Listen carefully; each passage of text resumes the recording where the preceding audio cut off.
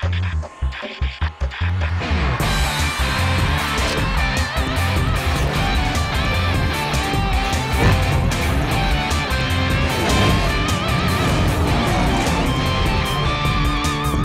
ইন্ডিজের বিপক্ষে ওডিআই সিরিজের জন্য 2 পরিবর্তন এনে দল ঘোষণা করেছে বিসিবি। লিটনের শূন্যতায় অভিজ্ঞ সৌম্য সরকারকে ফেরানো হয়েছে বলেছেন প্রধান নির্বাচক গাজী আশরাফ হোসেন লিপু। জানিয়েছেন মিডল অর্ডারে সুযোগ দিতে প্রথমবার ডাক পেয়েছেন মাহিদুল অঙ্কন। চোট থেকে ফেরার লড়াই, পুনর্বাসনে লিটনের ব্যস্ততা, ধুঁকতে থাকা ওডিআই দলে তাকে বড্ড প্রয়োজন, কিন্তু উইন্ডিজ সিরিজও মিস করছেন লিটন। টপ অর্ডারের সংকট, ওপেনার তামজিদ মোটেও ধারাবাহিক নন। নাইম শেখ এক ম্যাচ সুযোগ পেয়ে ব্যর্থতায় বাদ সৌম্য সরকার, তাই আবারও ওডিআই দলে। আফগানিস্তান সিরিজে টি-20 দলে ফিরলেও ভিসা জটিলতায় আমিরাতেই যেতে পারেননি সৌম্য। এনসিএল টি-20তে সাদামাটা পারফরমেন্স, তারপরও সৌম্যই আপাতত নির্বাচকদের পছন্দ। এবছর ফেব্রুয়ারিতে সবশেষ ওডিআই খেলেন তিনি। সৌম্য সরকারকে ফেরত নিয়ে এসেছি। তিনি এইসব অনেক অভিজ্ঞ একজন খেলোয়াড়। গত বছরের শেষে নভেম্বরের দিকে ওয়েস্ট ইন্ডিজের বিপক্ষেই তার ব্যাটিংয়ে যথেষ্ট সফলতা আছে এবং সেই দলটার সঙ্গে আমরা খেলছি। তো লিটন দাস যেহেতু নেই দলে, তিনি সেটা তো জানেন, অবশ্য একজন অভিজ্ঞ খেলোয়াড় হিসেবে আমরা সেখানে নিয়ে এসেছি। মাহিদুল অঙ্কনের টেস্ট অভিষেক হয়েছে, ওডিআই দলে ডাক পেলেন প্রথমবার। লিস্টে ক্রিকেটে 96 ম্যাচে প্রায় 45 গড়ে 3429 রান করেছেন, 4টি সেঞ্চুরি। মিডল অর্ডারে তাকে কাজে লাগানোর পরিকল্পনা ম্যানেজমেন্টের। দলের মিডল অর্ডারটা যথেষ্ট ভুগেছে, প্রায় সবাই বলতে পারেন ভুগেছে, রান খরায় আছে। তো সেই জায়গাতে আমরা মাহিদুল ইসলাম অঙ্কনকে এনেছি। নাইম শেখের জায়গায় সৌম্য, তবে অঙ্কনকে জায়গা দিতে কোনো ব্যাটার বাদ পড়েননি। ওডিআইতে ফিরে এক ম্যাচ খেলেই বাদ পেসার নাহিদ রানা। দলে আর কোনো পরিবর্তন নেই। মিরপুরে উইন্ডিজের বিপক্ষে 3টি ওডিআই 18, 21 ও 23 অক্টোবর। সাইদ সাদি, ইন্ডিপেন্ডেন্ট নিউজ। আফগানিস্তানের কাছে ওডিআই সিরিজে বিধ্বস্ত হওয়ার পর চাপে বাংলাদেশ। প্রথম ওডিআই এর আগে মিরপুরে দলীয় অনুশীলন করেনি ক্রিকেটাররা। র্যাঙ্কিংয়ে 9-এ উঠতে চাইলে উইন্ডিজকে হোয়াইট ওয়াশ করতে হবে, আর সিরিজ জিতলে ক্যারিবীয়দের বিপরীতে পয়েন্ট ব্যবধান কমবে টাইগারদের। গ্যালারি থেকে ক্রিজ, মিরপুরে মাঠ কর্মীদের ব্যস্ততা শেষ মুহূর্তের প্রস্তুতিতে, কারণ এখানেই ক্যারিবীয়দের বিপক্ষে 3 ম্যাচের ওডিআই সিরিজ টাইগারদের।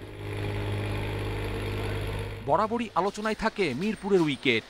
বাড়তি মনোযোগ টনি হেমিংয়ের। পিচের বাউন্স পরীক্ষা করে দেখেন অস্ট্রেলিয়ান এই বিশেষজ্ঞ। স্পিন বান্ধব উইকেটে সিরিজ হওয়ার সম্ভাবনাই বেশি। শনিবার প্রথম ওডিআই, বুধবার ঢাকায় আসায় ভ্রমণ ক্লান্তি পোষাতে দলীয় অনুশীলন করেনি উইন্ডিজ বাংলাদেশ। যদিও 2 ব্যাটার নিয়ে মাঠে হাজির ক্যারিবীয় হেড কোচ ড্যারেন স্যামি। মূল ভেন্যু একাডেমির সব ঘুরে দেখেন, কুশল বিনিময় করেন কিউরেটর মাঠকর্মীদের সঙ্গে। র্যাঙ্কিংয়ে 9 উইন্ডিজ, 10-এ বাংলাদেশ। 2027 বিশ্বকাপ সামনে রেখে এই সিরিজের প্রতিটি সমীকরণ গুরুত্বপূর্ণ দুদলের জন্য। টেবিলে বাংলাদেশের সুযোগ আছে উইন্ডিজকে টপকে যাওয়ার, সেক্ষেত্রে সিরিজ জিততে হবে 3-0 ব্যবধানে। ভগ্নাংশের হিসেবে সিরিজ জিতলে 8 রেটিং পয়েন্টে এগিয়ে যাবে ক্যারিবীয়রা, আর হোয়াইট ওয়াশ হলে বাংলাদেশ পিছিয়ে পড়বে 13 পয়েন্টে। আফগানদের কাছে হোয়াইট ওয়াশের পর বিপর্যস্ত বাংলাদেশ। সমর্থকদের কটাক্ষ, তীব্র সমালোচনার মুখে ক্রিকেটার, কোচিং স্টাফরা। ঘরের মাঠে উইন্ডিজ সিরিজ, চাপমুক্ত থেকে মাঠের লড়াই চালিয়ে যাওয়ার চ্যালেঞ্জ মিরাজ শান্তদের। কপিল পাল, ইন্ডিপেন্ডেন্ট নিউজ। 2026 টি-20 বিশ্বকাপের 20 দল চূড়ান্ত। সবশেষ দল হিসেবে বিশ্ব আসরে খেলা নিশ্চিত করেছে আরব আমিরাত। এশিয়া প্যাসিফিক অঞ্চলের বাছাইয়ে জাপানকে 8 উইকেটে হারিয়েছে তারা। ফেব্রুয়ারি-মার্চে ভারত ও শ্রীলঙ্কায় যৌথভাবে আয়োজন হবে টি-20 ফরম্যাটের 10ম বিশ্বকাপ। ওমানের মাঠে টস হেরে ব্যাট করে 9 উইকেটে 116 রান করে জাপান। লক্ষ্য তাড়া করতে নেমে 12 ওভার 1 বল খেলে 2 উইকেটের খরচায় জয় পেয়ে বিশ্বকাপের টিকিট কাটে মরুর দেশটি। এই জয়ে এশিয়া প্যাসিফিক অঞ্চলের বাছাইয়ে 6 পয়েন্ট নিয়ে শীর্ষ 2-এ ওঠে আরব আমিরাত। বাকি 3 দল কাতার, জাপান ও ম্যাচ বাকি থাকলেও 4 পয়েন্টের বেশি হওয়া সম্ভব নয় বলে শীর্ষ 3-এ থাকা নেপাল, আরব আমিরাত ও ওমান খেলবে বিশ্বকাপে। নারী ওডিআই বিশ্বকাপে বাংলাদেশকে 10 উইকেটে হারালো চ্যাম্পিয়ন অস্ট্রেলিয়া। 199 রানের টার্গেটে নেমে হ্যালি ও লিচফিল্ডের 202 রানের জুটিতে অনায়াস জয় অজিদের। সহজ লক্ষ্য তাড়া করতে নেমে হ্যালি লিচফিল্ডের ব্যাটে উড়ন্ত শুরু অজিদের। জয় পেতে খেলতে হয়েছে 24 ওভার 5 বল। 113 রানে অপরাজিত ছিলেন আলিসা হ্যালি, 84 রানে লিচফিল্ড। এর আগে টস জিতে ব্যাট করতে নেমে সাবধানী ব্যাটিংয়ে উইকেট ধরে রাখার চেষ্টা থাকলেও রানের গতি বাড়েনি। 32 রানের উদ্বোধনী জুটি ভাঙে নবম ওভারে। 8 রানে ফেরেন ফারজানা, আরেক ওপেনার রুবায়া হায়দার করেন 44 রান। 12 রানে আউট হন অধিনায়ক নিগার সুলতানা, 19 রান যোগ করেন শারমিন। সোবহানা মুশতারির অপরাজিত 66 রানে 9 উইকেটে 198 রানের পুঁজি পায় বাংলাদেশ। অজিদের বিপক্ষে এটাই টাইগ্রেসদের সর্বোচ্চ স্কোর। গার্ডনার, সাদারল্যান্ড কিংস ও ওয়ারহ্যামের জোড়া শিকার। জাতীয় দলের পর এবার অনূর্ধ্ব 19 দলের ওয়ানডে সিরিজে দেখা হচ্ছে বাংলাদেশ আফগানিস্তানের। অক্টোবর-নভেম্বরে বাংলাদেশ সফরে 5 ওয়ানডে খেলবে আফগান যুবারা। এই সিরিজের সূচি প্রকাশ করেছে বাংলাদেশ ক্রিকেট বোর্ড। 20 অক্টোবর ঢাকায় পা রাখবে আফগানিস্তান অনূর্ধ্ব 19 দল।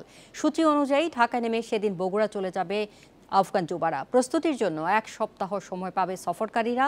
বগুড়ায় 28 অক্টোবর হবে প্রথম ওয়ানডে, দ্বিতীয় ওয়ানডে হবে 31 অক্টোবর। 16 বছর পর এই মাঠে হবে কোনো আন্তর্জাতিক ম্যাচ। 1 নভেম্বর 2 দল চলে যাবে রাজশাহী। একদিন অনুশীলনের পর সেখানে তৃতীয় ওয়ানডে হবে 3 নভেম্বর। 6 ও 9 নভেম্বর রাজশাহীতে হবে শেষ 2 ম্যাচ। 10 নভেম্বর বাংলাদেশ ছেড়ে যাবে আফগানরা।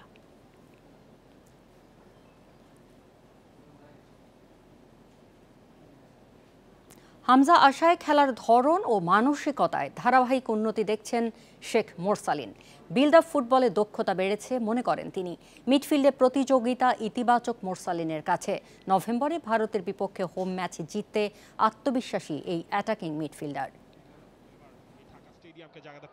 জাতীয় দলে শেখ মোরসালিনের অভিষেক হয়েছে অনেক আগেই। সম্ভাবনা জাগিয়ে মাঝে অপ্রীতিকর ঘটনায় হুমকির মুখে পড়ে ক্যারিয়ার। তবে সমালোচনা বিতর্ক পাশ কাটিয়ে আবারও ফিরেছেন দলে জায়গা পাকা। কাবরেরার শুরুর একাদশেই থাকেন মোরসালিন। মাঝে মাঝে হয় কি আমাদের কনফিডেন্স একবার আপ থাকে একবার ডাউন থাকে। সো হয়তো আমার মাঝে কনফিডেন্ট মনে হয় একটু লো ছিল, বাট এখন আমি ফিল করতে পারতেছি যে আমার কনফিডেন্স লেভেল অনেক হাই। এখন মিডফিল্ডে তারকা বেশি।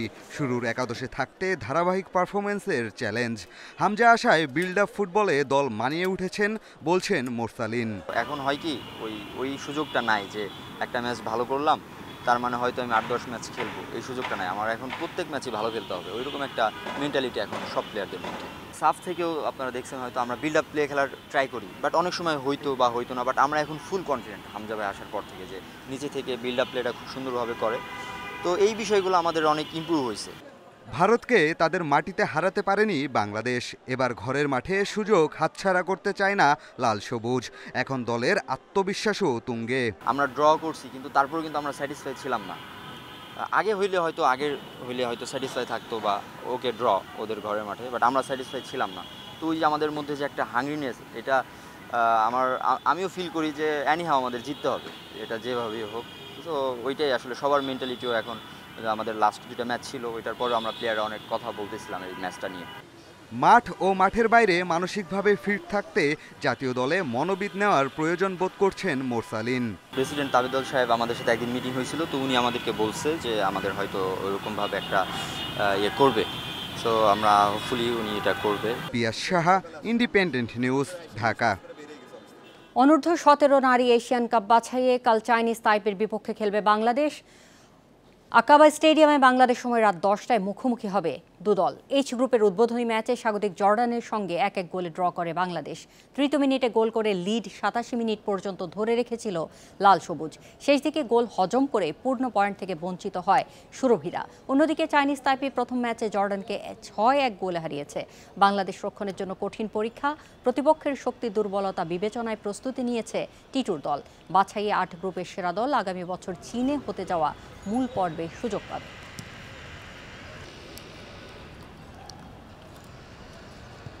প্রথমবার নারী কাবাডি বিশ্বকাপের আসর বসবে ঢাকায়। 15 থেকে 25 নভেম্বর মিরপুরে শহীদ সোহরাওয়ার্দী স্টেডিয়ামে লড়াই করবে 14 দেশের খেলোয়াড়রা। দুপুরে অলিম্পিক অ্যাসোসিয়েশনে আয়োজিত সংবাদ সম্মেলন থেকে ঘোষণা দেয় কাবাডি ফেডারেশন, উন্মোচন করা হয় লোগো। 3 থেকে 13 অগস্ট ভারতের হায়দরাবাদে বিশ্বকাপ আয়োজনের কথা ছিল। ভেন্যু স্থানান্তর হওয়ায় সে সুযোগ পাচ্ছে বাংলাদেশ। কাবাডি ফেডারেশনের সাধারণ সম্পাদক জানান, ভারতে বিশ্বকাপ স্থগিত হওয়ায় আন্তর্জাতিক কাবাডি ফেডারেশনের পক্ষ থেকে প্রস্তাব পায় বাংলাদেশ। সরকারের সিদ্ধান্ত ও অনুমোদনের পর বিশ্বকাপ আয়োজনে রাজি হয় ফেডারেশন। ব্যয়বহুল বৈশ্বিক আসর আয়োজনে 10 কোটি টাকার বেশি বাজেট নির্ধারণ করা হয়। এর মধ্যে অর্ধেক অর্থ দেবে ক্রীড়া মন্ত্রণালয়, বাকিটা আসবে পৃষ্ঠপোষকদের থেকে। এদিকে আন্তর্জাতিক গাইডলাইন মেনে বিভিন্ন দেশ থেকে আসা অ্যাথলেটদের নিরাপত্তার বিষয়টি নিশ্চিত করবে বাংলাদেশ। প্রায় 14 বছর বিরতির পর হচ্ছে কাবাডি বিশ্বকাপের দ্বিতীয় আসর। 14 দল রাউন্ড রবিন লিগ পদ্ধতিতে খেলবে।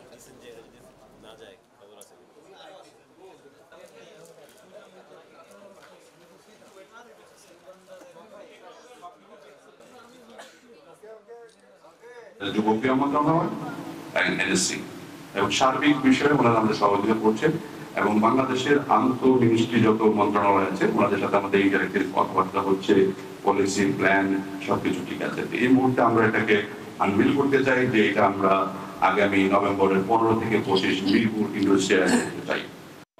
এই ছিল আজকের যত খেলায়। ইন্ডিপেন্ডেন্ট টেলিভিশনের সব খবর বিস্তারিত জানতে চোখ রাখুন ফেসবুক, ইউটিউব ও এক্সে। আমন্ত্রণ পর্দা আয়োজন।